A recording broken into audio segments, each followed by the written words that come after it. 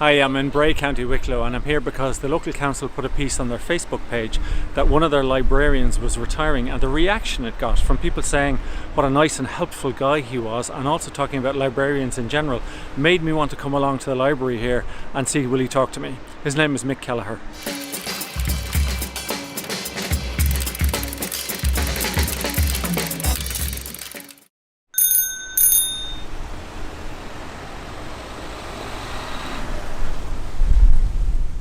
I've worked in this library for the last, now 43 years and 8 months.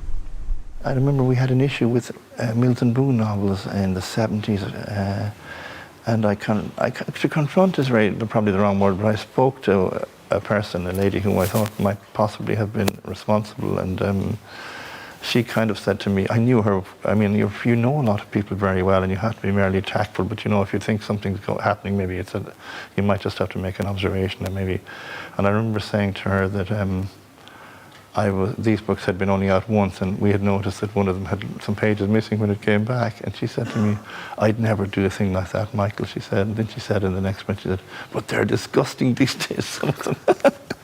Michael was great because when we joined the library, he got to know both my name and my wife's name, and has been able to address us by name ever since. Okay. Which is quite an achievement given the number of people he has here.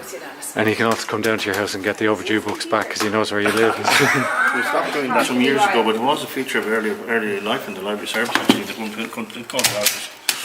Yeah. You'd call to people's houses? Yes, yeah, absolutely. I'm not sure of the legality of it now, but we did it then. You're kind of like Repo Man for the library. Exactly, that's what you need.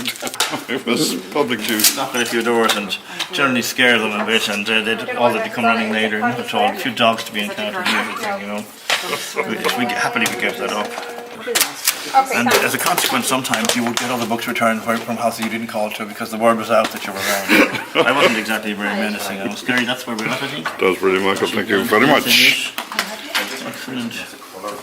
No. Yeah, this is the old Carnegie that we're in here. It was completed around 1910. It had a men's and ladies' reading room, and they were separate. They were completed. Never the twain did meet, as it were. The newspapers are available in the men's reading room. They were not newspapers originally in the ladies' reading room, where it was considered that ladies wouldn't be interested in news of the day. Now that changed to some extent as a consequence of one irate lady insisting that the paper should be made available for her reading at the time, and rightly so. I mean, we had something. These are the days of the suffragettes, obviously, one must remember. There's a lovely article on here about him, written by Tom French, and look, all around the world, of all the people that he's helped, and university find him such a helpful, wonderful person, and I think that's amazing.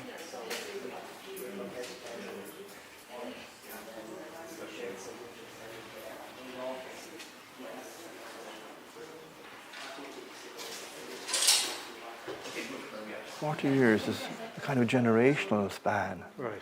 So you see parents, their children, and their children's children, and I'd like to think that I would have taken a little time out to help, particularly students, to maybe just take that little extra and feel that little question they had, or that inquiry, or that book they wanted, was important on that day.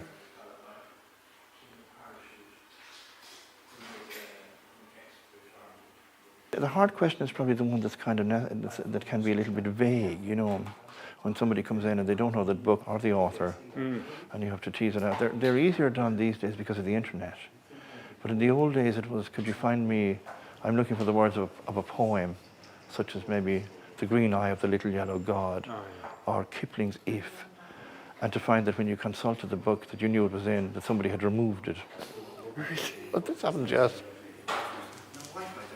it's working with people, and I think that's probably why it suits Mick so well, because he's so good with people, and he's so good with knowledge as well, and he combines the two. Michael represents to me what a librarian is. More of a calling than a job. Right. It definitely is. It's a vocation in itself.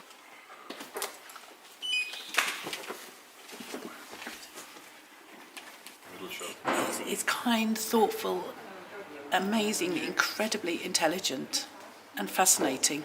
He's got the most phenomenal brain of anybody I've ever worked with or met, and he's got that kindness, and the most thoughtful person you could ever imagine to meet or work with.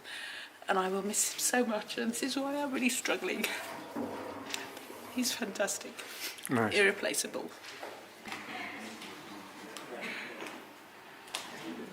An interesting thing that used to occur actually, and I don't think we've currently got any example of it.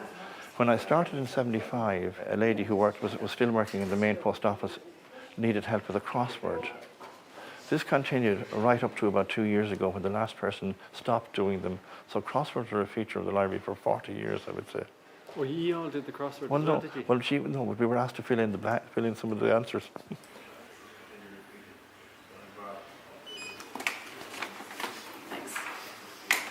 I'm not really anxious about being retired. I'm largely on my own in a sense, so I'm used to that.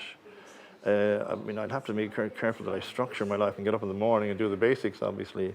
But I think you reach a stage where you get a little bit maybe, what's the word, weary, maybe a little bit battle fatigued, in a sense, and feel that you've reached a point where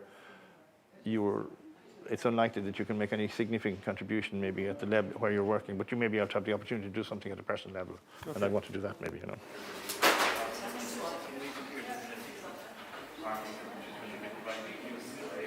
Well, we did have an individual in the library at one time who was actually tearing out pages, and it took us a long time to track him down. We called him the library ripper. Eventually, we did find him tearing out a page, but he said there's nothing written on it. He said, but he did considerable damage, and it's very. What was his reason? I don't know. I thought, and unfortunately, if it was a reason or some of his rationale, insofar as you could describe it as a rationale, that he might possibly have been trying to expunge the British presence in Ireland from some of the copies of books in the library, which was going to be a Herculean task. He put the pages up his jumper as he left the library, apparently, and cycled away.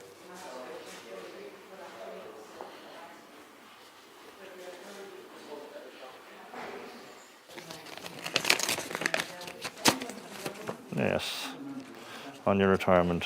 When is the best time to start thinking about retiring? Before the boss does. I'm wishing you all the very best for the future. Many thanks for your friendship and all the great musical treasures you have found. Got your marks famously observed, I think. I have one more important thing to do before I quit, retire. Some more checking out, obviously, yeah. Yeah. But that's good. Well, Philomene is very good as well. Of course it is, I've seen that, yeah.